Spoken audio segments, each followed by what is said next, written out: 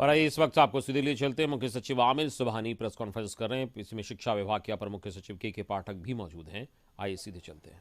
की नियुक्ति के लिए वर्ष 1994 में, फिर वर्ष 1999 में और वर्ष 2000 में बिहार लोक सेवा आयोग ने इसी पद के लिए, शिक्षक के लिए परीक्षा ली थी।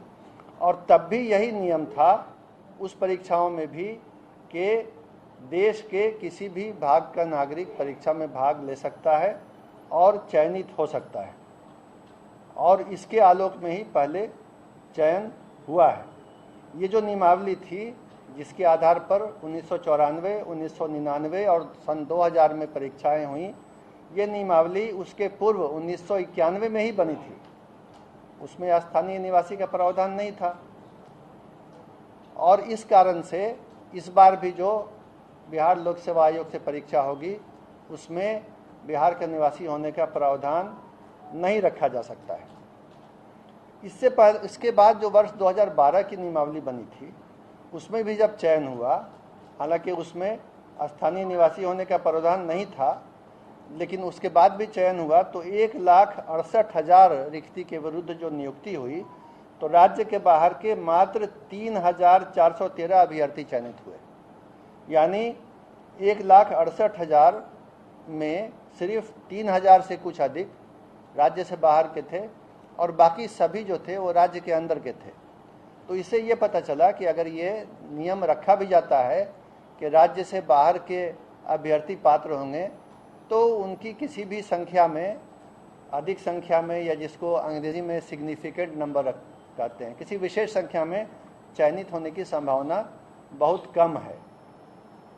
ये बात भी शिक्षा विभाग ने पता कर ली है। अन्य राज्यों में, पड़ोसी राज्य सहित, उत्तर प्रदेश सहित किसी भी राज्य में अभी तक ऐसे किसी नियम की जानकारी नहीं मिली है जिसमें उसी राज्य के व्यक्ति पात्र हों, दूसरे राज्य के पात्र नहीं हों। ऐसी बात नहीं है। इस नियम के अंतर्गत बिहार के भी जो निवासी हैं वो उन राज्यों में पात्र हैं, अन्य राज्यों के निवासी भी उन राज्यों में पात्र हैं।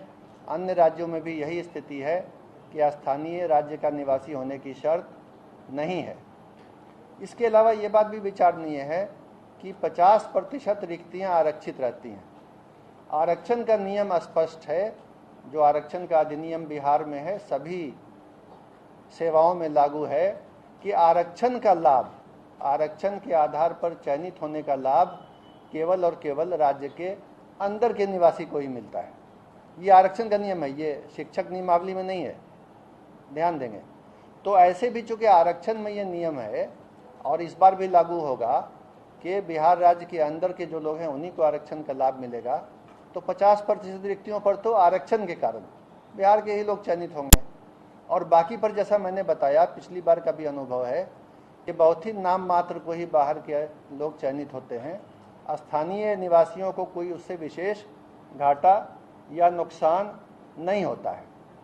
और अंत में ये बात समझने की है कि जिस तरह हम लोगों ने ओपन किया है कि देश का कोई भी नागरिक यहाँ अप्लाई कर सकता है, यही दूसरे राज्यों में भी है।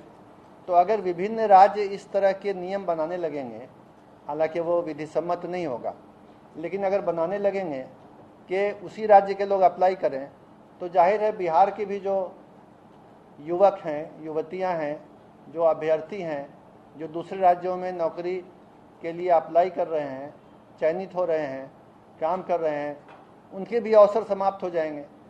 तो इसमें तो बिहार का भी घाटा है।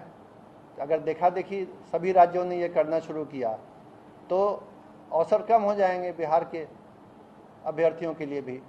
तो कुल मिला के ये किसी के हित में भी नहीं होगा। और ये सरकार ने सभी विधिक पहलुओं की जांच करके, कानूनी पहलू को समझ के, बहुत सोच विचार करके ये नियम बनाया है कि बिहार राज्य सहित पूरे देश के लोग अप्लाई कर सकते हैं।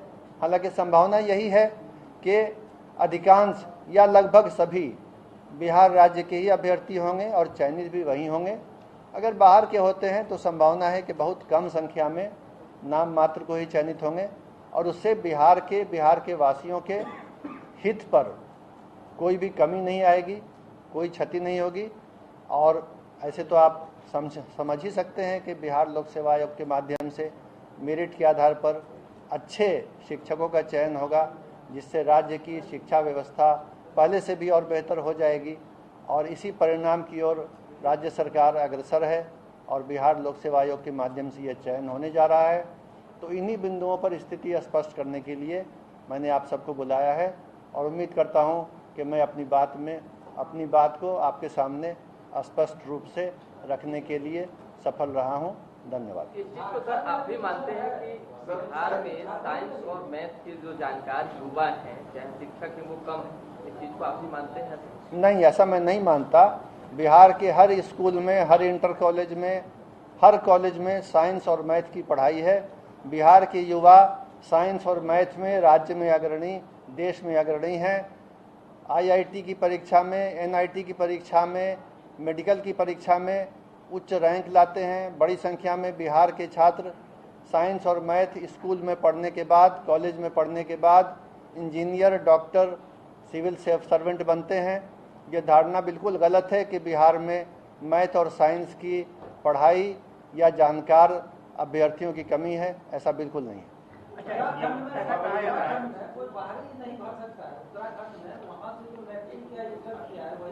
मैंने आपको संविधान के अनुच्छेद 16 आर्टिकल 16 को पढ़ के सुना दिया, मैं दोबारा पढ़ के सुना देता हूँ।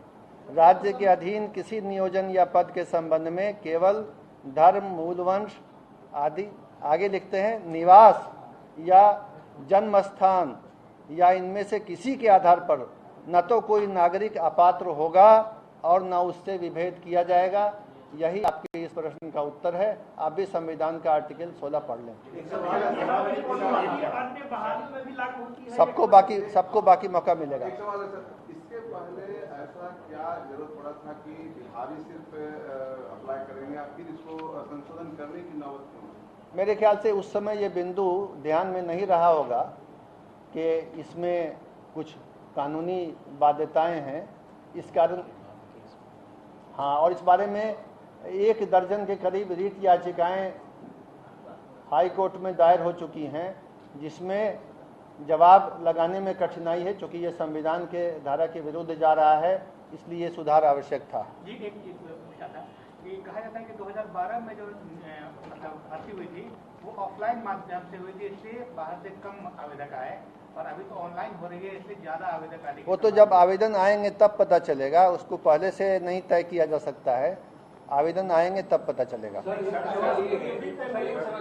एक सवाल ये है कि आपने अब जो है पूरे भारत के अभ्यर्थियों को मौका दिया है, 12 जुलाई तक आखिरी तारीख है, तो क्या इस तारीख को आप लोग एक्सटेंड करेंगे या फिर यही तारीख रहेगी? ये बिहार लोक सेवा आयोग ने विज्ञापन निकाला है, इस पर बिहार लोक सेवा आयोग ही जवाब दे सकते हैं। सर, महिला आरक्षण सर 35% जो दिया गया है सर, तो क्या वो बिहार की ही महिलाओं की होगा या फिर वो ओपन रहेगा?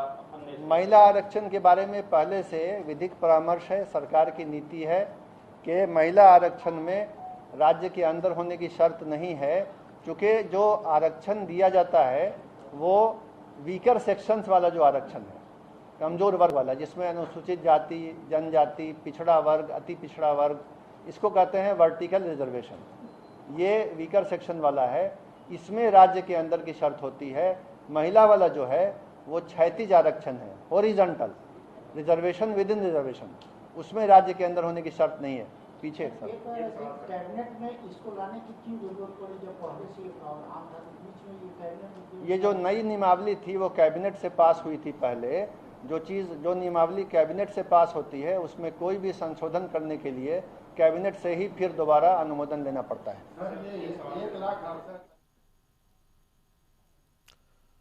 तो मुख्य सचिव अमित सुबहानी प्रेस कॉन्फ्रेंस कर रहे थे और शिक्षक नियोजन को लेकर जो PPSC की परीक्षा आयोजित होने वाली है उसको लेकर जो डोमिसाइल नीति है, तमाम तरीके के जो इस पर विरोधाभास और बातचीत चल रही है उसको लेकर क्लैरिफिकेशन दिया गया और मुख्य सचिव अमित सुबहानी इसको लेकर प्रेस कॉन्फ्रेंस कर रहे थे। फिलहाल वक्त ब्रेक का है।